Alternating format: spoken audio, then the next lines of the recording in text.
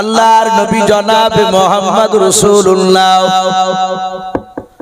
সাল্লাল্লাহু তাআলা আলাইহি ওয়াসাল্লাম নবী আমার বলেন জিবরিল ভাই বলে আমার আল্লাহ তোমাকে দেখে এমন খবর আমার কাছে পাঠিয়েছে বললাম। জিবরিল আলাইহিস সালাম বলেন ওগো নবীজি আল্লাহর সাথে কিছু বান্দার হক রয়েছে।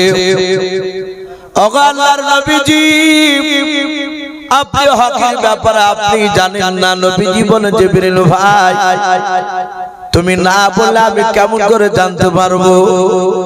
ও জিবরিল ভাই আল্লাহর সাথে যে বান্দার কিছু হক রয়েছে তুমি সেইগুলো আমাকে বলো।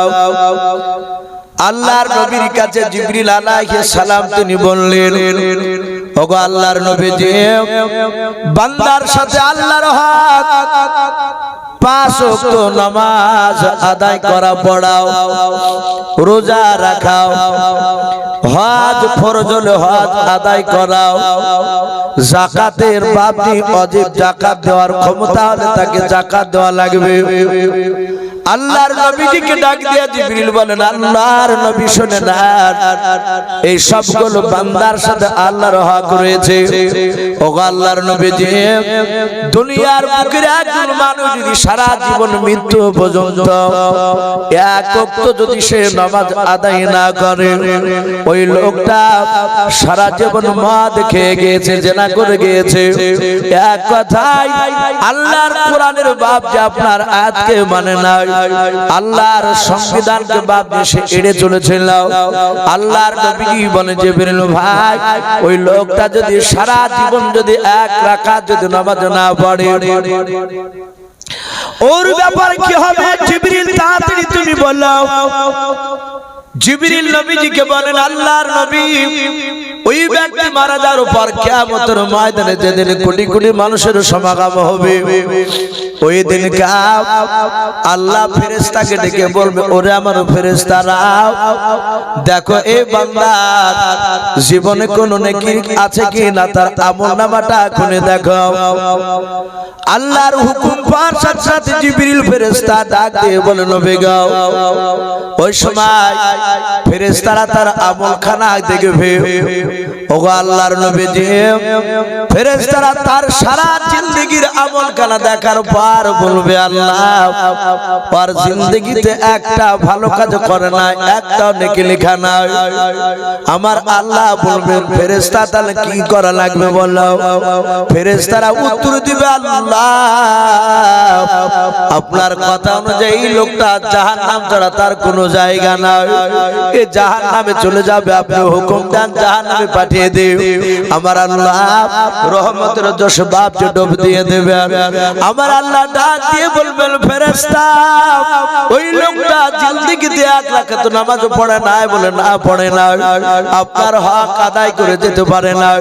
আমার আল্লাহ ডাক দিয়ে বলবেন ফেরেশতা আমি আল্লাহ তার জীবনের সব গুনাহ আমি মাফ করে দিলাম এবং জাহান্নাম থেকে তাকে জান্নাতে দিয়ে দিলাম। বলুন সুবহানাল্লাহ সুবহানাল্লাহ। সঙ্গে সঙ্গে বাপজি ফেরেশতারা বলবে আল্লাহ এ তো নেকির কাজ করে না। ফেরেশতার কথা শুনে কোটি কোটি মানুষের সমাগম সেদিনকার। সারা কিয়ামতবাসী যদি আল্লাহর বিরুদ্ধে স্লোগান দেয় ওগো আল্লাহ এই লোকটা জীবনে তোমার কথা শুনে না, 1 রাকাত নামাজ পড়ে না, তুমি এই লোকটাকে জাহান্নাম থেকে জান্নাতে দিলে, একে জাহান্নামে দিয়ে দাও, জান্নাত থেকে তুলে ফেলে দাও। আচ্ছা বলেন সেদিন আমরা আল্লাহর বিরুদ্ধে প্রতিবাদ করে কিছু করতে পারবো? আল্লাহ বলবে আমার ইচ্ছা আমি তাকে দিয়েছি, তোদের কিছু করার নেই। এটাই জিবরিল বললেন ওগো নবী এ হচ্ছে আল্লাহর হক বান্দার সাথে। আমার আল্লাহ বলে বিদেশি মেহমানদের যদি খেতে কেউ বাকি থাকেন তাহলে আপনারা খাওয়া দাওয়া করে আসুন, খাবার আমাদের গুটিয়ে নেবে। আপনারা এক্ষুনি আমাদের পিছন দিয়ে দক্ষিণ দিকে ঢুকে গিয়ে আপনারা সেখানে গিয়ে খেয়ে আসুন। মহিলারাও যদি কেউ খেতে বাকি থাকেন তেনারাও গিয়ে খেয়ে আসুন, এবং বিদেশি মেহমান যিনারা খাওয়া দাওয়া হয়নি তেনারা গিয়ে খাওয়ার কাজ সেরে আসুন, খাবার আমাদের গুটিয়ে নেবে। তো ভাই আমি বলছিলাম জিবরিল বলছেন ওগো নবী হুকুকুল ইবাদ, এবার বান্দার সাথে কিছু বান্দার হক রয়েছে। এতক্ষণ ধরে বুঝালেন জিবরিল আলাইহিস সালাম বিশ্ব নবীকে আল্লাহর সাথে বান্দার হক। নবীজিকে বলে ওগো নবী বান্দার সাথে কিছু বান্দার হক রয়েছে। যদি কোনো মানুষ অন্য কোনো মানুষকে যদি বাপটিকে আঘাত দেয়, সে হাতের দ্বারায় হোক, জবানের দ্বারায় হোক, কিংবা পায়ের দ্বারায় হোক, নবী বললেন ওগো জিবরিল এই ব্যাপারে বলো, বলে নবী গো সেই বান্দা তার মৃত্যুর আগে যাকে আঘাত দিয়েছে, অন্যায় করে কথা বলেছে, তার কাছ থেকে যদি সে ক্ষমা না চায় আমার আল্লাহ কিয়ামতের ময়দানে ওই বান্দাকে মাফ করবে না। বাপজি এত কঠিন বলা হয়েছে। নবীজি এই কথাটা সাহাবাদের সামনে বাপজি বলেছিলেন। হাদিসে পাওয়া যায় আল্লাহ রাসূল সাল্লাল্লাহু তাআলা আলাইহি ওয়াসাল্লাম মৃত্যুর শয্যায় ছটফট করছেন। আমি জানি না আপনাদের বাপজি জানা আছে কিনা, আল্লাহ রাসূল মৃত্যুর সময় নবীজির মাথার যন্ত্রণা একটু বেশি হয়েছিল, বেড়ে গিয়েছিল। তো নবীজির মাথা যন্ত্রণায় কাতর হয়ে আল্লাহ রাসূল 13 দিন উনি দাঁড়াতে পেরেছিলেন না। এই 13 দিনের মধ্যে বিশ্ব নবী আমার 17 ওয়াক্তের ফরজ নামাজে তিনি ইমাম হয়ে তিনি নামাজ পড়াতে পারেননি। কথা বুঝতে পারছেন আমার? এই 17 ওয়াক্তের নামাজ ইমামতি আমার বিশ্ব নবীর বন্ধু আবু বকর সিদ্দিক রাদিয়াল্লাহু তাআলা আনহু তিনি করেছিলেন। বলুন আলহামদুলিল্লাহ। আমি বলছিলাম নবীজির বাপকে মাথা যন্ত্রণা বেড়ে গিয়েছে, নবী ইন্তেকাল করবেন তার 3 দিন আগেকার ঘটনা কিতাবে লিখেছে। নবী দুনিয়া থেকে চলে যাবে। গোটা মক্কা মদিনা এমনকি গোটা আরবের মধ্যে লোক, আরবের বাহির থেকে বাপজি সাহাবায়ে কেরামরা রাসূলুল্লাহর অসুস্থ শুনে, নবী ভালো নেই, নবী বলা হয় দুনিয়াতে বেশি দিন আর বেঁচে থাকবেন না, এই কথা শুনে সাহাবারা হাজার হাজার সাহাবা নবীকে দেখতে এসেছে। নবী শুয়ে আছে ফাঁকা ময়দানে, বাপজি হাজার হাজার সাহাবায়ে কেরাম রাসূলকে গোল করে ঘেরাও করে নিয়ে সবাই কাঁদছেন, চোখ দিয়ে ঝরঝর করে পানি ঝরছে।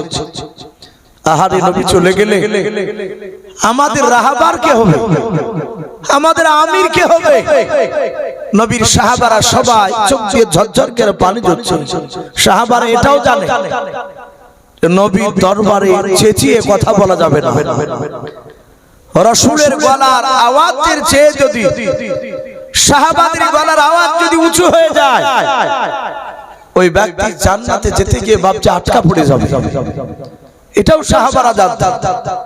তাই সাহাবারা সকলেই বাপজি চুপচাপ নবীজির কাছে বসে তাদের দুই চোখের কোণা দিয়ে ঝরঝর করে পানি ঝরছে। রাসূলুল্লাহ চলে গেলে আমরা কিভাবে থাকতাম?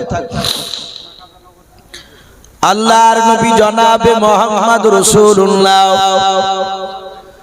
সাল্লাল্লাহু তাআলা আলাইহি ওয়াসাল্লাম নবী আমার মাথার যন্ত্রণা বাপজি আপনার দিন দিন বেড়ে যাচ্ছে। আল্লাহ নবীজির দুই চোখের কোণা দিয়ে ঝরঝর করে পানি ঝরছে। সাহাবাদের দিকে তাকাচ্ছে। আল্লাহর নবীজি হাতখানা উঁচু করে ডাক দিয়ে বলল, আমার সাহাবারা আমার হাতখানা ধরে তোমরা আমাকে উঁচু করে আমাকে বসিয়ে দাও। আল্লাহর নবীজির বাপ যে জিন্দা অবস্থায়, নবী যখন দুনিয়ার বুক থেকে একেবারে বিদায় নিয়ে চলে যাবে, ওই সময় নবীজির বাপ নিয়ে দুটো জামাই জিন্দা ছিল। বড় বড় জামাইটার নাম ছিল হযরত ওসমান গনি রাদিয়াল্লাহু তাআলা আনহু। ছোট জামার নাম হযরত আপনার আলী রাদিয়াল্লাহু তাআলা আনহু। ও বাপজি ভাইরাও, দেখবেন কোন মানুষ যদি বাপজি মারা যায় পাড়ার, গোসল করে নিয়ে কাফন পরে নিয়ে বাবা জানাজার মাঠে নিয়ে যায়, মানুষেরা বাপজি এলাকার প্রতিবেশী তার বন্ধুরাও তার আত্মীয় স্বজনরাও সবাই কাতার বেঁধে বাপজি দাঁড়িয়ে যায় জানাজা পড়ার জন্য। কিন্তু দেখবেন ওই মাইয়াতের বাপজি খাটির দুই পাশে বাবা তার কাছের লোক ছাড়া বাপজি দূরের লোক দাঁড়ায় না, দাঁড়ায়। অনেক মানুষ জানাজার মাঠ থেকে কাতার থেকে বলে, ও ভাই ওই মায়াতের মাথার পাশে ওরা কারা, ওই লোকটা দাঁড়িয়ে আছে, ওকে কোনোদিন দেখে নাই।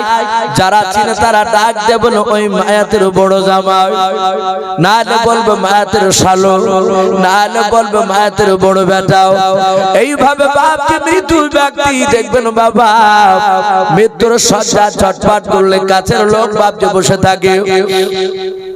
আল্লাহ রাসূল ডাক দিয়া বলেন, সাহাবারাও আমার হাত দুখানা দূরে তোমরা একটু উঁচু করে আমাকে বসিয়ে দাও। ওসমান গনি রাদিয়াল্লাহু তাআলা আনহু নবীজির জামাই আলী রাদিয়াল্লাহু তাআলা আনহু নবীজির দুই হাত দুখানা ধরলেন বাবা। আস্তে করে নবীজি বললেন আমাকে উঠে বসে দাও। সাহাবারা হাত দুখানা ধরে নবীজিকে বসালেন। হযরত আলী রাদিয়াল্লাহু তাআলা আনহু নবীজির পিঠে হাত দিয়ে বলছেন, নবীজি আর বেশি আপনাকে তোলা যাবে না নবী গো, আপনি কষ্ট পাবেন। ও নবী আপনার মাথার যন্ত্রণা, আপনি কাতর হয়ে আছেন। নবী আপনি বলুন আপনি এবারে কি করতে চান। সাহাবারা তারা দুজনাই বাপকে তুলে ধরলেন। দরুদ নবী আমার হাজার হাজার সাহাবার দিকে বাপজি লক্ষ্য করে নবীজি তাকানোর পর হাত ওখানে এভাবে উঁচু করে ধরলেন জড়ো করে। নবী বললেন, আবু বকর তুমি কোথায় আছো, আমার হাত ওখানে ধরতে দাও। আবু বকর নবীর ডান পাশে বসা ছিল। আল্লাহর নবী ডাক দিলেন, আবু বকর আর থাকতে পারলেন না। নবীর ডান হাত ওখানে হাতখানা ধরলেন। আল্লাহর নবীর বন্ধু আবু বকর ডাক দিয়ে বলে, নবী গো আপনি কেন আমার হাত ওখানে ধরতে চাইলেন? দরুদ নবী ডাক দিয়ে বলেন, আবু বকর শুনুন, আমি বহুদিন আগে বলেছিলাম আল্লাহর হক আদায় করে না যেতে পারলে আমার আল্লাহ মাফ করে দিতে পারে আল্লাহর বান্দাকে। ওরে আমার সাহাবা, আমার জিবরিল ওই সময় বলেছিল ওগো নবীজি বান্দার সাথে বান্দার কিছু হক রয়েছে, মৃত্যুর আগে ওই হকগুলো আদায় করে না যেতে পারলে নবী গো কিয়ামতের ময়দানে আল্লাহ তাকে মাফ করবেন না। আল্লাহর নবী বলেন, ওরে আমার আবু বকর শুনে না, আমি নবী রাসূল হলে তা আমি তো আল্লাহর বান্দা। ওরে আমার আবু বকর আমার সঙ্গে অনেক জায়গায় তুমি গিয়েছো, অনেক জায়গায় তোমাকে আমি নিয়ে গিয়েছি রে আবু বকর। আমি জবান দিয়ে কথা বলেছি, হাত দিয়ে তোমাকে কথা বলেছি। ওরে আবু বকর আমার হাতের দ্বারায় জবানের দ্বারায় পায়ের দ্বারায় যদি তুমি আঘাত পেয়ে থাকো আবু বকর, এই আবু বকর আমি আর বেশি দিন দুনিয়ার বুকে বেঁচে থাকবো না। ওরে আবু বকর আমার হাতে দ্বারায় পায়ে দ্বারায় জবানের দ্বারায় যদি আঘাত পেয়ে থাকো, ওরে আবু বকর হয় তুমি হাজার হাজার লোকের সামনে আমাকে ক্ষমা করে দাও, নতুবা তার প্রতিশোধ বদলা নিয়ে নাও। বলুন সুবহানাল্লাহ। ভাবতে পারে সারা পৃথিবীর শ্রেষ্ঠ নবী আমার আবু বকরের কাছে বাপজি রাসূলুল্লাহ হাত ধরে ক্ষমা চাইছে। ও বাপজি আপনাদের এটা কি বিশ্বাস যে নবীর গুনাহ আছে? কথা বলো। নবীদের গুনাহ নাই। মায়েশা সিদ্দিকা রাদিয়াল্লাহু তাআলা আনহা বলে, আমি নবীর মুখ থেকে শুনেছি নবীর ডান দিকে আর বাম দিকে আর সামনের পেছন দিকে চারিদিকের গুনাহ মাফ। আর সেই নবী বাপজি আবু বকরের কাছে ক্ষমা চাইছে। হযরত আবু বকর নবীজির হাত দুখানা জোরে জোরে কাঁদছেন আর বলছেন, ওগো নবী আপনি অন্যায় করেন। ওগো রাসূল আমি আপনার কাছে অন্যায় করেছিলাম। নবী সেই দিন আমি আপনাকে প্রথমে চিনতে পেরেছিলাম না। আল্লাহ রাসূল বললেন, আবু বকর তুমি কবে বেয়াদবি করেছিলে? বলছেন, নবী গো আমি আপনাকে সত্য নবী বলে আমি অতটা জানতাম না। আমি আপনার উপর ঈমান আনার আগে আমি কাপড়ের ব্যবসা করতাম। হাদিসে পাওয়া যায় আবু বকর কাপড়ের ব্যবসা করতেন। উনি শাম দেশে ব্যবসায় গিয়েছে। আবু বকর সিদ্দিক রাদিয়াল্লাহু তাআলা আনহু কাপড় বিক্রি হয়ে গেছে, মাল নেই। তো উনি ওই বাজারটা ঘুরছিলেন আবু বকর। নবীকে তখনও বাপজি রাসূল বলে মানি নিতে পারেনি। ওই হাটে বাপজি বড় বাজার ঘুরে বেড়াচ্ছে। কিতাবে লিখেছে ওই বাজারে এক ইহুদির আলেম পণ্ডিত, যারা খ্রিস্টান গির্জায় ইমামতি করে, তাদেরকে পাদ্রী বলা হয়।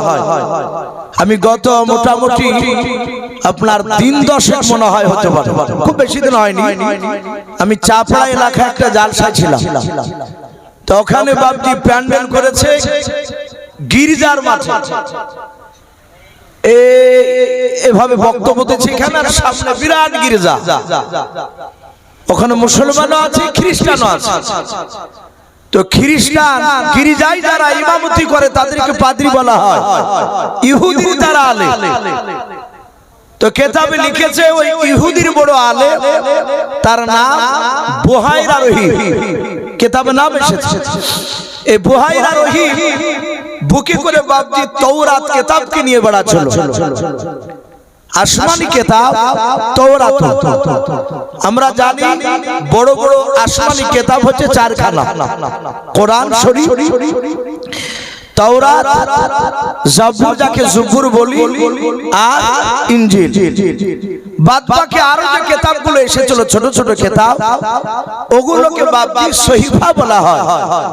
তে তাওরাত কিতাব ওই ইহুদির পণ্ডিত বুকে করে নিয়ে বাপজি চলে বেড়াচ্ছিল, ওই হাটে ঘুরে বেড়াচ্ছিল।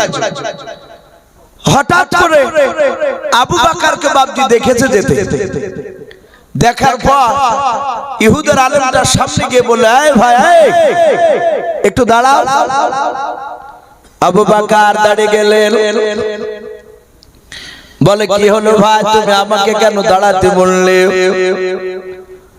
ইহুদের আলেমটা তাওরাত কিতাবটা বাপজি খোলার পর আবু বকর পা থেকে মাথা পর্যন্ত দেখিলাম। দেখার পর বলে, ভাই তোমার নাম কি? আবু বকর। আবু বকর বলে, ভাই আমার নাম আবু বকর। ইহুদের আলেমটা আবার বলল, ভাই তোমার আব্বার নাম কি? আবু কুহাফা। হযরতে আবু বকর ডাক দিয়া বলে, হ্যাঁ আমার আব্বার নাম আবু কুহাফা। ওগো ভাই, আমি তোমার নাম জানি না, তুমি কে? আমার নাম, আমার আব্বার নাম তুমি কেমন করে জানলে বলো?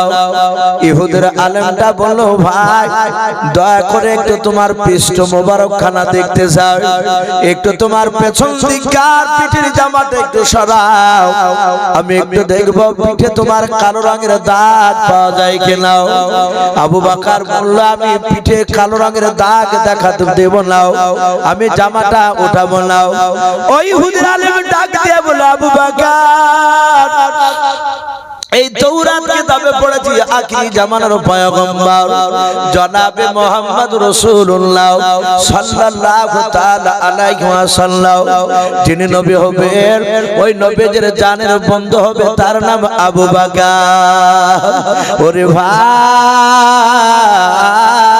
এই কিতাবে লেখা আছে আবু বকর আব্বার নাম আবু কুহাফা। ভাই রে, যদি তোমার পিঠে যদি কালো রঙের দাগ থাকে, শুনে নাও, গোটা পৃথিবীর মানুষ যদি একদিকে হয়ে যায় আর তোমার সঙ্গে ওই নবীর সঙ্গে বন্ধুত্ব কেউ কাটাতে পারবে না। ও বাপজি ভাইরাও, আবু বকর সিদ্দিক রাদিয়াল্লাহু তাআলা আনহু ওই দিনের কথাটা বাপজি বিশ্বাস করেছিল না। সেই আবু বকর নবীর হাত দুখানা জুড়ে জুড়ে কাঁদে কেঁদে বলেন, ওগো আল্লাহর নবীজি, বেয়াদবি করে ফেলেছি নবী, আপনাকে আমি চিনতে পেরেছিলাম না, আপনি আমাকে ক্ষমা করে দেন নবী, আপনি কোনোদিন বেয়াদবি করেন না, আপনি আমার কাছে কোনো অন্যায় করেন নাই নবী, আমি আপনার কাছে অন্যায় করে ফেলেছি, আপনি আমাকে ক্ষমা করে দেন। আল্লাহর নবী আবু বকর মাথা হাত তুলে বলেন, আবু বকর রে, আমি রাহমাতুল লিল আলামিন পয়গম্বর, আমি দুনিয়াতে বদলা নিতে আসি নাই, বলুন সুবহানাল্লাহ। ওরে আবু বকর, আমি ক্ষমা করে দিয়েছি তোমাকে। এই আবু বকর তুমি বসে যাও। আবু বকর বাপজি ডান দিকে বসে পড়লেন। আল্লাহর নবী জনাবে মুহাম্মদ রাসূলুল্লাহ সাল্লাল্লাহু তাআলা আলাইহি ওয়াসাল্লাম বিশ্বদরুদ নবী আমার হাওয়া করে তিনি কাঁদতে শুরু করলেন। দ্বিতীয়বার হাত ওখানা বাপজি এইভাবে আপনার উঁচু করে আবার ধরলেন। আল্লাহর নবী উঁচু হাত করার পর ডাক দিয়ে বলেন, ওমর, ওমর তুমি কোথায় আছো? আমার হাত ওখানা ধরো। হযরত ওমর বাপজি নবীর মাথার দিকে বাম সাইডে বাপজি বসেছিল। হযরত ওমর বিশ্ব নবীজির হাত ওখানা ধরলেন। আল্লাহর নবীজির হাত ওখানা ধরে ওমর কাঁদেন আর বলেন, ইয়া রাসূলুল্লাহ, ইয়া হাবিবাল্লাহ, ফিদাকা বি ওয়া আম্মি ইয়া রাসূলুল্লাহ, নবী আপনার পদতলে আমার পিতামাতা কুরবান হয়ে যাও। নবী আপনি কেন আমার হাত ওখানা ধরতে চাইলেন বলেন? আল্লাহর নবী বলেন, ওমর শুনে নাও, আমি আর বেশি দিন বেঁচে থাকবো না। ওরে ওমর, আমার হাতের দ্বারাই জবানের দ্বারাই পায়ের দ্বারা যদি তুমি আঘাত পেয়ে থাকো, ওরে ওমর, হয় তুমি আমাকে ক্ষমা করে দাও, নতুবা তার প্রতিশোধ বদলা তুমি নিয়ে নাও। হযরত ওমরের কাছে যখন নবী ক্ষমা চাইলেন, আল্লাহর দরুদি নবী রহমতের বাপ নবী ক্ষমা চাইলেন। হযরত আমিরুল মুমিনিন ওমর ইবনুল খাত্তাব রাদিয়াল্লাহু তাআলা আনহু নবীর হাত ওখানা বাপজি ছেড়ে দিয়াও, নবীর পা ওখানা বাপজি ওমর পাজামের জুড়ে ধরলেন। হাওয়া করে কাঁদেন আর বলেন, নবী আপনি সারা পৃথিবীর মধ্যে শ্রেষ্ঠ নবী গাও। ওগো নবী, আপনার শরীর থেকে ঘাম ঝরলে মুশকে আম্বার নাই খুশবু বের হয়। নবী গো, আপনি যেই রাস্তা দিয়ে একবার হেঁটে গেলেন, ওই রাস্তায় 14 দিন ধরে না হাঁটলে ওই রাস্তায় নবত নবত খুশবু পাওয়া যায়। নবী গো, আপনি কোনো অন্যায় করেন নাই। ওগো আল্লাহর নবীজি, আমি আপনার পা দুখানা জুড়ে জুড়ে কাঁদি, ওগো নবী ক্ষমা চাই, আমি আপনার কাছে চরম অন্যায় করে ফেলেছিলাম। বিশ্ব নবী বলেন, বাবা কবে অন্যায় করেছিলেন? ওমর বলছে, নবী ওই দিন যেদিন আমি আপনাকে চিনতে পেরেছিলাম না। আগো নবী, আমি আপনাকে তলোয়ার নিয়ে যাচ্ছিলাম জবাই করতে, সেই দিন বড় ধরনের আমি অন্যায় করে ফেলেছিলাম।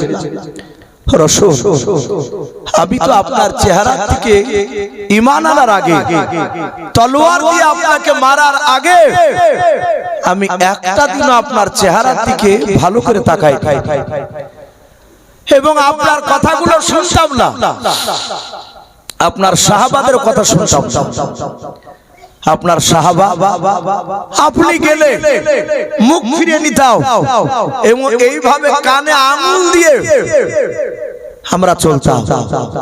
আর আবু জেহেল বলেছিল, লা তাসমাউ লিহাযাল কুরআন, খবরদার তোমরা কোরআন শোনো না। আবু জেহেল বলেছিল, মুহাম্মদ সাল্লাল্লাহু আলাইহি ওয়াসাল্লামকে দেখলি দূর থেকে কানে আঙুল দিবা, না হলে তুলো ভরে রাখবা। বাপজি, পৃথিবীতে এখন এক শ্রেণীর আলেম রয়েছে, আশা করি ইউটিউবে বাপজি ফেসবুকে দেখছে, এক আলেম আরেক আলেমকে কাফের ফতোয়া দিচ্ছে। বলে তাবলীগ জামাত মসজিদে ঢুকতে দিও না, যদি ঢুকে যায় ওদেরকে ঘাড়ে ধাক্কা দিয়ে বের করে দিও এবং মসজিদকে সাবান দিয়ে ধৌত করো। ওদের সাথে মুসাফা করা যাবে না, ওরা জালসা করলে ওদের ওয়াজ শোনা যাবে না। কথা বলে কি বলে না? কথা বলে। আমি নাম করছি না, আশা করি বুঝতে পারছি। এটা ছিল আবু জেহেলের বাপটি কথা।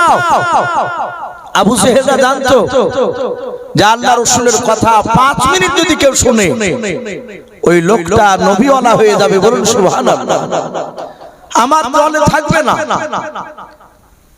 দুনিয়া তো যারা এক শ্রেণীর ওই আলেম, ওই লোক যারা হকানি জালসা তাবলীগী কথা থেকে দূরে সরে দেয়, ওরাও জানে যে এদের কথা শুনলে আমাদের ভন্ডামোটা ধরা পড়ে যাবে। বাপজি আমার সোনা লালেরা, এরা জানতো আবু জেহেল যে না, এই উমারকে মুহাম্মদ সাল্লাল্লাহু আলাইহি ওয়াসাল্লামের কথা শুনতে দেওয়া যাবে না, আমার দলের লোক ওদের কাছে বসতে দেওয়াই যাবে না। আমার বিশ্ব নবীকে বলছে, নবী আমি সেদিন আমি চরম অন্যায় করেছিলাম, নবী আপনি ক্ষমা করে দেন। হযরত ওমর কাঁদছিলেন, হাজার হাজার সাহাবা ছিলেন। কিতাবে লিখেছে উরাইকা রাদিয়াল্লাহু তাআলা আনহু বলে নাও, আরো কয়েকজন সাহাবা নবীজিকে বললেন, ইয়া রাসূলুল্লাহ ইয়া হাবিবাল্লাহ আমার বাড়ি শাম দেশে। আরেক সাহাবা বলেন আমার বাড়ি সিরিয়ায়। আরেক সাহাবা বলল ওগো নবী আমার বাড়ি অনেক দূরে। নবী গো আমি বহুদিন পর ঈমান আনার পরে ওমরকে দেখেছি। ওমর আপনার জানের সাথী, আপনার বন্ধু, কিন্তু এই ওমর আপনাকে নাকি মারতে গিয়েছিল, এটা সাহাবাদের মুখে শুনেছি, নবী আপনার মুখে শুনেছি। ওগো আল্লাহর রাসূল আমরা অনেকগুলো সাহাবা রয়েছি যারা ওমরের ঈমান আনা আমরা সচক্ষে দেখেছিলাম, না কথা শুনেছিলাম, ওমরের মুখ থেকে শুনি নাই। ওগো দয়ার নবী আপনি কি ওমরকে বলতে বলুন ওমর কিভাবে আপনাকে মারতে গিয়েছিল। আমার বিশ্ব নবী বলেন সাহাবা তোমরা শুনবা। নবীজি বললেন ওমর তুমি আমাকে প্রথম যেদিন মারতে এসেছিলে সেই দিনকার ঘটনাটা একটু তুমি এই হাজার হাজার সাহাবার সামনে বলো। ওমর হাউ হাউ করে কাঁদছেন আর বলছে নবী বড্ড কষ্ট পায়। আল্লাহর রাসূল বললেন ওমর আমি নবী পয়গম্বর, আমি তোমাকে হুকুম করছি তুমি শোনাও। ওমর বলতে শুরু করলেন, হাজার হাজার সাহাবায়ে কেরাম বাপজি বসে শুনছিলেন। তখন এরকম মাইক ছিল না বাপ, বিনা মাইকে ওমর কথা বলছে। ওমরের গলার ভোল্টেজ কতটা জানা আছে বাপ আপনাদের? আওয়াজ কতটা দূর যেত? আমার বিশ্ব নবীর সাহাবা ওমর বলে, ওমর মসজিদে নববী থেকে চিৎকার করে ডাক দিয়েছিলেন ইয়া সারিয়াল জাবান। একজন সারিয়া বলে একজন সাহাবাকে ডাক দিয়েছে। ওমরের জামানায় তিনি যুদ্ধ গিয়েছিলেন ওমরের কথা শুনে, বেঈমানের সঙ্গে লড়াই করতে। মসজিদে নববী থেকে বাপজি 1400 কিলোমিটার দূরে সেই সারিয়া সেই ময়দানে যুদ্ধ করছিলেন। হযরত ওমর জুম্মাতে বায়ান করছিলেন। বায়ান করতে করতে হঠাৎ করে ডাক দিয়ে বললেন ইয়া সারিয়াল জাবান, এ সারিয়া তুমি পাহাড়ের দিকে আছো, তুমি একটু নজর করো। উপস্থিত সাহাবারা বলছেন ইয়া আমিরুল মুমিনিন এখানে সারিয়া তো নাই, ও তো আজ 15 দিন আগে যুদ্ধ হয়ে গিয়েছে। বলে আমি তাকে ডাক দিয়েছি, উনি যুদ্ধ করে বাড়ি আসেন। ওমরের কথাটা জিজ্ঞাসা করলেন তোমাকে গত সপ্তাহে জুম্মার দিনে ওমরকে ডাক দিয়েছিল? এই সারিয়া, সারিয়া বলছেন খোদার কসম কেন বলি আমার মনে হচ্ছে 10 হাত পেছন থেকে ওমর আমাকে ডাক দিয়ে সাবধান করে দিলেন। বলুন সুবহানাল্লাহ। ওমর ছিল বাপজি আধ্যাত্মিক জগতের সম্রাট। হযরত ওমরের গলার আওয়াজ এত ভোল্টেজ বাপজি ছিল, এত জোর দূরে যেত, 1400 মাইল দূরে পৌঁছার জন্য ওনার আওয়াজ। এটা গল্প নয়। আমার বিশ্ব নবীজি সাহাবা ওমর ডাক দিয়ে বলছেন ওগো নবী সেই দিন আমি আপনাকে চিনতাম না, আমি আপনাকে দেখলে আপনার সাহাবাকে দেখলে আঙ্গুল দিয়ে হাঁটতাম। সঙ্গে সঙ্গে আবু জেহেল মিটিং ডেকেছিল, 12,000 লোক আমরা সেখানে জমা হয়েছিল। 12,000 লোকের মধ্যে থেকে প্রধান বক্তা ছিল বেঈমান আবু জেহেল। শব্দটা জাহান কিন্তু আমরা আবু জেহেল বলে বাপজি সবাই জানি।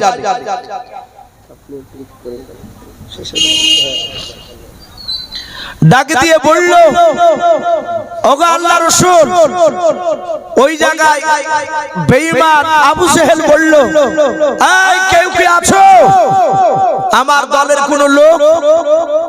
মুহাম্মদ সাল্লাল্লাহু আলাইহি ওয়াসাল্লামের মাথা কাটবা। ওগো আল্লাহর রাসূল, আমি সবারই পেছনে ছিলাম, আমি নওজোয়ান উমর সবারই পেছনে বসা, কেউ হাত উঠায় না, সবাই তাকাতাকি করে। আবু জেহেল বলল কেউ নাই, ওই আব্দুল্লাহর ছেলে মুহাম্মদ সাল্লাল্লাহু আলাইহি ওয়াসাল্লামের মাথা কাটতে পারবা?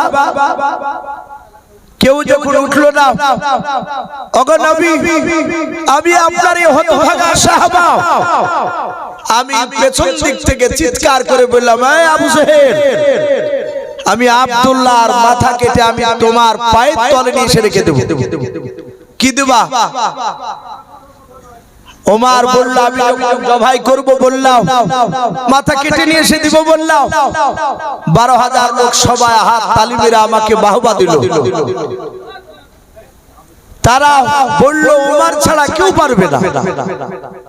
না পারার একটা কারণ ছিল, ওমরের দুই হাতে আল্লাহ দুনিয়ার 50টা যুবকের শক্তি যতটা হয় অতটা শক্তি একা আমার আল্লাহ ওমরের দুই হাতে দিয়েছিলেন। বলুন সুবহানাল্লাহ।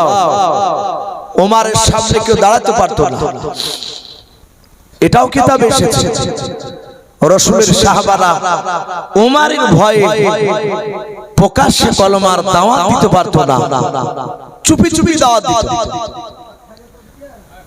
ওমর ডাক দিয়ে বলল, গো নবী, ওই সময় আবু জেহেল বলল, তোমাকে মোটা অঙ্কের উপহার দেওয়া হবে, পুরস্কার দেওয়া হবে।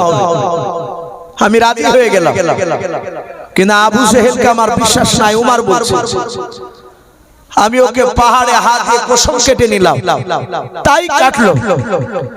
ওগো আল্লাহর রাসূল, আমি অলুনা তলোয়ার খানা নিয়ে আমি ছুটছিলাম আপনার মাথা কাটার জন্য, আপনি যেখানে ছিলেন। নবী, আমি যখন আবু জেহেলের এরিয়া পার হয়ে ফাঁকা মরুভূমির ময়দান দিয়ে যখন দৌড়াচ্ছিলাম, হঠাৎ দেখলাম আমার একটা বন্ধু, তার নাম নাই রাদিয়াল্লাহু তাআলা আনহু বলে নাম, এটা ওমরের বন্ধু ছিল। কিন্তু হযরত নাই ওমর ঈমান আনার 4 দিন আগে যে বাপজি কলেমা পড়েছে তা ওমর জানে না। ওমর ভাবছে ও ইহুদি, ও বেঈমান, আমার দলের লোক। নাইম তাকে উত্তেজিত অবস্থায় দৌড়াতে দেখে তার চেহারা দেখেছে ভয়ঙ্কর, নবীকে মারতে যাবে। আবু জেহেল ওমরের মস্তিষ্ককে নষ্ট করে দিয়েছে, যে রাসূল হচ্ছে আমাদের দুশমন বাপ দাদা। নাইম বলে, এই ওমর ভাই, এই ওমর। ওমর বলে, আমার সময় নাই, আমার দাঁড়ানোর সময় নাই। বলে, কেন ভাই? বলো, ওই আব্দুল্লাহর ছেলে অতি বাড়া বেড়েছে, তার মাথা কাটতে যাচ্ছে। বেটার মাথা কেটে চুল ধরে আমাদের নেতা আবু জেহেলের পায়ের তলে ফেলবো, কথা দিয়েছি। আর তুমি তো জানো ভাই, আমি যা কথা দিই তাই পূরণ করে দেখা। নাইম বলল, ভাই ওমর, তুমি তো একা, কিন্তু মুহাম্মদ সাল্লাল্লাহু আলাইহি ওয়াসাল্লামের তো সাথী আছে, তার ভক্তরা আছে, তুমি মারতে গেলে তোমাকে তো ওরা কম করে ছাড়বে না। ওমর বলল, এই নাই, তোর কথা শুনে মনে হচ্ছে তুই করলো, এই তোর তো দরদ আছে কেন? নাইম বলল, ভাই আমি বিশ্ব নবীর সাহাবা। একবার জোরে বলুন সুবহানাল্লাহ। যারা ইমানদার হয়, আল্লাহওয়ালা হয়, তারা পৃথিবীর শক্তিকে ভয় ভয় কথা বলে, একমাত্র আল্লাহকে ছাড়া কাউকে ডরায় না। আপনি আমি মানুষকে দেখে ভয় করে জানতে হবে ঈমান দুর্বল, আল্লাহর পূর্ণাঙ্গ বান্দা হতে পারি না। নাইম বলল, ভাই ওমর, আমি রাসূলের কলেমা পড়েছি।